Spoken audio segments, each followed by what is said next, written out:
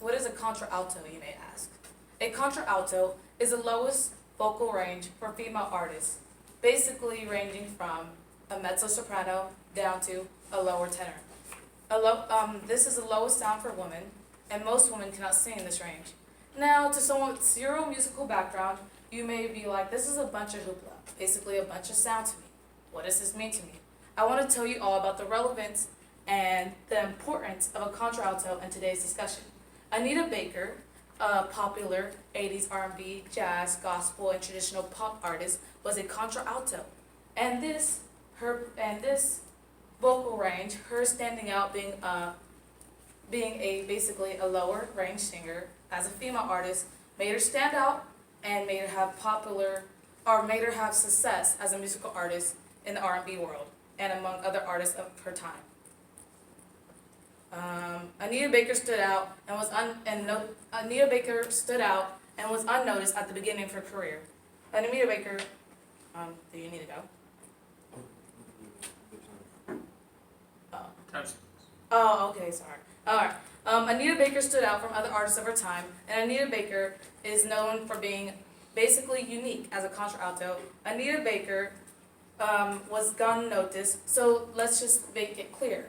Being unnoticed does not make you successful as an artist, or does not make you successful as a person. So being noticed or unnoticed is not what leads you to success. But today, I want you to know that being unique is successful, even though if you are unique, it doesn't mean you're going to necessarily be noticed. Today, I want you to know some general facts about Anita Baker. I want you to know what makes her unique as an artist. And I want you to know the importance of being a unique individual in society and forever in society, and forever, period. Whether it be spiritually or in heaven, or yes. Today, I want to begin with some facts about Anita Baker. Anita Baker was from Ohio and was raised in Michigan, Detroit. Anita Baker was from the East Coast, but was a popular that made her eject on the West Coast. So she was from the East Coast, but made her success on the West Coast, which is unique for most artists because they have very different views politically and with sound and with many other things that have to do with music if you study such. Some of the popular artists that Anita Baker listened to as a kid that had high influence for her were Sarah Vaughan, Nancy Wilson, and Ella Fitzgerald. Anita Baker was first discovered and was coined to her success by Otis Smith. And Anita Baker also made records with Michael P. Phelps. Michael P. Phelps, according to AllMusic, which is a musical blog about artists of the 80s. Michael P. Phelps also worked with a popular artist named Patti LaBelle. You may know her from her Patti LaBelle pumpkin pies that you eat on Thanksgiving.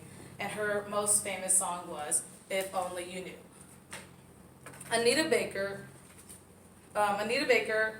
was married on Christmas Eve of 1982 by Walter Bridgeport Jr. And she had two children, one in 1993 and 1994, who was named after the father, the first child, and the second child was named Edward. Now I want to discuss what made Anita Baker unique as an artist. Anita Baker made her first Grammy, even though she was a secular jazz artist. She did begin in the gospel world singing, but her professional career began mostly and only in secular music. But surprisingly, she got her first Grammy from a gospel album with a popular group called the Winans, and this song was called Ain't No Need to Worry. It's one of her most popular songs, and it was the highest ranking song of that year. Later on, Anita Baker also coined another Grammy. She made 8 Grammys throughout her whole entire career, which is the other thing that makes her unique as an artist and as a person. One of her most successful albums was Caught Up in the Rapture, which went platinum. And this was the most successful album because, well, for one, it went platinum, but also it was the one that it was the album that basically made Anita Baker known in the 80s. Because before that, Anita Baker was rejected by Arista with her original group that was a small group called Local 8, called Chapter 8, which is a local group that went around the East Coast. With this album, Caught Up in the Rapture, which was produced by Michael P. Phelps, the man who helped Patti LaBelle, she was able to travel the world early in her career, which most artists don't do. Another unique factor about Anita Baker. Today, I want you all to know, today I want you all to know the importance of being unique as an individual. Niemöller, a man who was a Nazi in Germany during the time of the Holocaust, said this once: "First they came for the socialists, and I did not speak because they were not coming for me. Then they came for the trade unionists, and I did not speak out because they were not coming for me. Then they came for the Jews, and I did not speak out once again because they were not coming for me. And then they came for me, and there was no one else to come for me." It's important to be unique, because if we are not unique, if we let others persuade us based off wanting to fit in, based on wanting to be noticed, sometimes being unique makes you noticed, but sometimes being unique is just so unique it goes unnoticed. It's important to be unique, because otherwise you have situations like the Holocaust and dictatorships being created. Being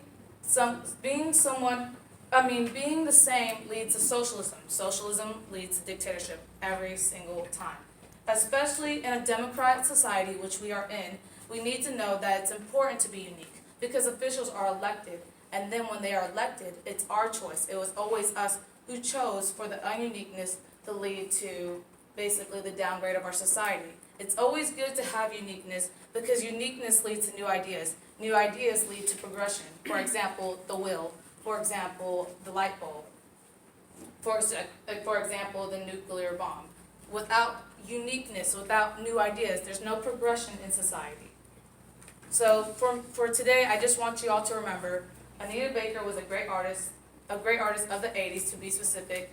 She brought a quiet storm through musical sound, and Anita Baker is a great person that has inspired me in my music.